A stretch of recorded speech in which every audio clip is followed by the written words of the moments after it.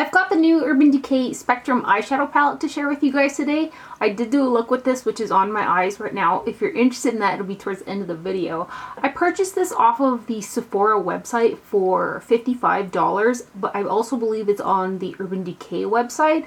And inside of here, there are 15 shadows that are 0.05 ounces a piece, which are the same size as a full-size Urban Decay eyeshadows. And a full-size Urban Decay eyeshadow is $19 already, so you're getting like $285 worth of product in here. I thought that was pretty cool that these are full-size eyeshadows. Here's the actual packaging for the palette. Now this may look familiar. I'm going to compare it side by side in a bit here to an older palette from Urban Decay, and this one doesn't have the name on it, and I cannot remember for the life of me what this is called. I'm sure you guys remember, but this one came out a while ago. I want to say it came out like 3 or 4 years ago. This style of packaging isn't exactly new, but it is only the second time Urban Decay has done a palette quite like this. So it's got a matte black on the outside, like the cover, which I think is super cool. And then you've got the Urban Decay logo, and right in here it does say Urban Decay Spectrum eyeshadow palette, and then there's filigree along the edges of this, which is also cool. The only thing I don't like about this particular packaging is the covers really do come off easy. There isn't anything to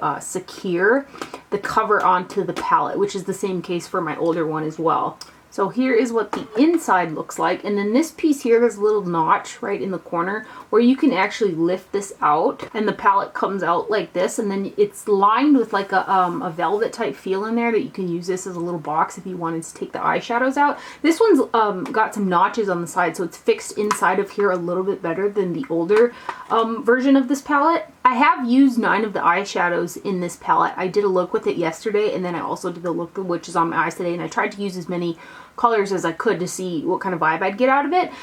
Yesterday, since this flatline shade is quite shimmery, and I just wanted to use everything in this palette yesterday to see, you know, what I could do with it. I was pretty shiny. I don't mind a lot of shimmer all the way up to the brow bone, but this flatline shade, which was the highlighter I had used, was really, really shiny. Another thing to note about this palette is there are no mattes in here. There's a few like satiny type of shades, but for the most part, everything in here has got some shine, shimmer, or glitter to it. And I did like the look that I did with this yesterday. However, I was wishing for a matte highlight shade. And I'm actually glad that Urban Decay didn't put any mattes in this palette, because I don't care for Urban Decay's matte eyeshadow formula anyway, so I just reached for a different matte shadow today to use underneath my brow so I wasn't too out of control with my eyeshadow. And I had very, very minimal fallout with Prank today, which is kind of it's like a satin, but it's got some teal glitters in it. It's actually a really unique shade in the pan here. It's what I have blended through the crease. It doesn't show up quite as pretty blended through the crease as it does the way it looks in the pan. I think if you were to like pack it over a black base or something, it'd be like super, super gorgeous. And then yesterday when I used the shade Burn, I thought I was going to have a lot more fallout than I actually did. I just had a little tiny bit, because this one here is one of those chunkier ones, or those shades that's infused with the glitter particles right there. So I was quite impressed that I didn't get a ton of fallout, considering how like kind of crumbly-ish that particular shade is. But everything that I used in here was super pigmented, super blendable. I really enjoy using this palette both days that I have used it so far. Today I used Junkie, which also has a little bit of like gold lime glitters in it. I just barely dabbed my brush inside of that shade to blend out the Prank shade, and it was like so pigmented, like a tiny bit went a very, very long way. According to the Sephora website, there are 5 just released shades in this palette. There are 4 top selling shades from the current collection, and 6 returning favorites from past palettes, including the original Book of Shadows, the Vice palette, and the Vice 2. There are a few repeat shades in the original version of this palette, which I'll show you guys side by side and point them out. I think if you don't have a lot of Urban Decay eyeshadows, that this is a really good deal. It's a good way to also try out the shadow formula. However, I don't think it's like a standalone palette. I do feel like you'll want to incorporate a couple matte shades, like maybe a matte highlight or something like that, along with this to create a ton of different looks. However, there are some very, very gorgeous, vibrant shades in here. So here is the outside of the palette. It's super cool. This almost has like a green iridescence underneath it. And then here's the edges with the filigree. It's like a cutout. And then the lid it pops right off. That's the only thing. I wish there was a little bit more security for the lid on the box. And then here are your shadows. And then here's what the back looks like. collecting tons of fingerprints. But again, everything in here has got some shimmer or shine to it. The most satinish color in here is this shade Prank. It's I'd call it a satin, but it's got some little tiny teal sparkles in it, and under these bright lights looking at it in the pan, it really does look unique. It's not I wonder, oh, there you can kind of see some of the teal in there. You've got Protest, Junkie, which has glitters in it, Deep End, Madness, Evidence, Prank, Omen, Flashback, which has some glitter, Voodoo, Flatline, Bordello, which has some glitter, Backlash, Daybreak, which has some glitter, Burn, which has some glitter, and then West. The shades that I did use with glitter, I really thought I was going to have some glitter on my face, but I didn't. And I used 1, 2, 3 of them out of this palette. So let me go ahead and swatch these. Starting with this top row, I'll do them 3 at a time.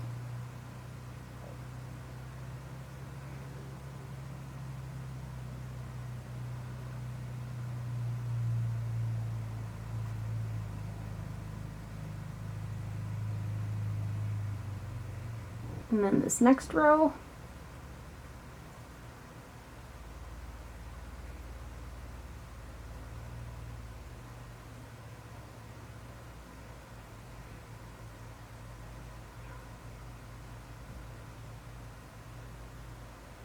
And then these purples right here.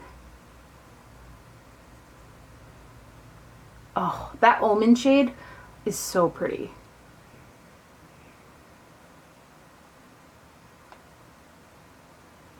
And then this next row.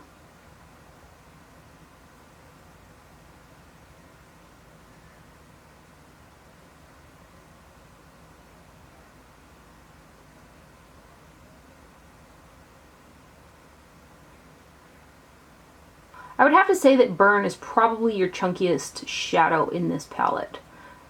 Burn, Bordello, and Junkie, but...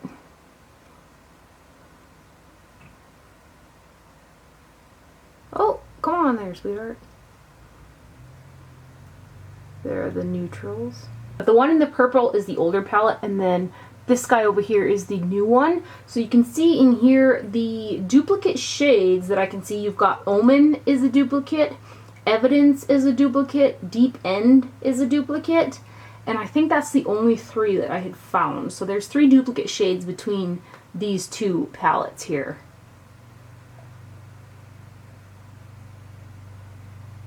I like this palette. I don't think it's a standalone palette. I think you're going to need to like mix in some mattes and stuff like that, but the actual shadows are really rich. Not every shade is new in this palette though. There's some repeats, some that are in the permanent line, some that are in older palettes, and then also you've got a couple that are brand new shades. But I really like how this guy performed both times that I used it. So now if you're interested in seeing these eyeshadows, they're the look that's on my face right now, and seeing these perform, you can hang tight and we will get into it right now.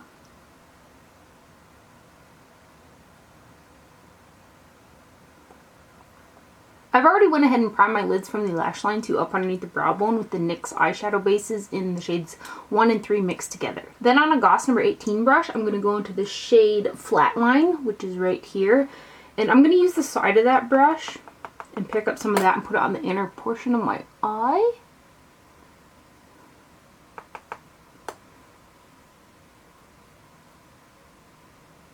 Then using the flat side of that same brush, I'm going to go into the shade Omen, which is right there. And I'm going to pack that on the center of the lid.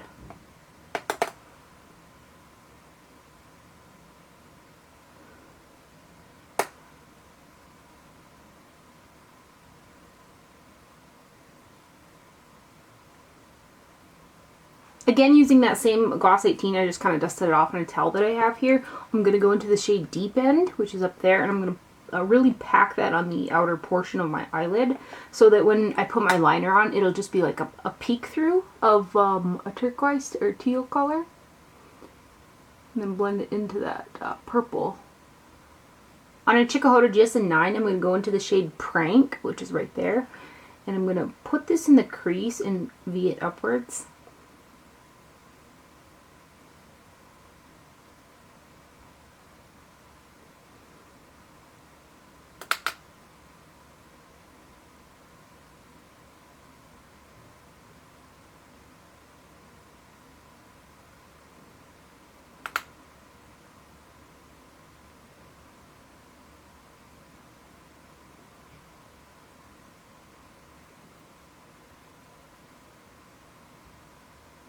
I do have a little bit of fallout with the shade Prank, so I'm going to go ahead and wipe that off.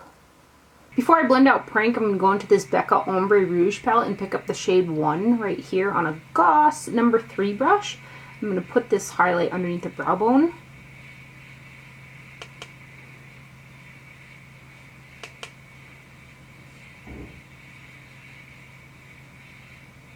Then I'm going to go into the shade Junkie on a Hakuhodo J5523 brush and just pick up a dash of this to start out with and start blending out the Prank shade and fading it upwards.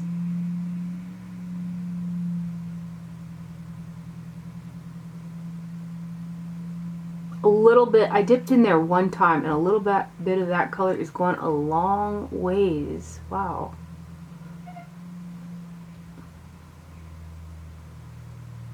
Cool. There is the eyeshadow done. I think it turned out pretty cool. I'm going to go ahead and finish up my eye makeup and I'll be right back to put on some lips for you guys. For the lips, I've got the Clinique Quick Liner for lips in the shade Sky Violet. I'm going to go ahead and line them and slightly fade it inwards.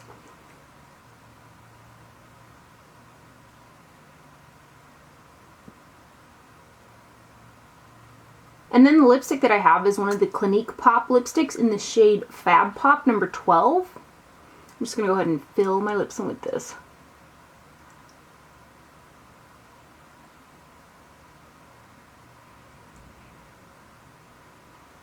So there's the overall finished look using the new Urban Decay Spectrum eyeshadow palette. I hope you guys found this video helpful. Thank you for watching. Do not forget to wear sunscreen and I'll see you guys later.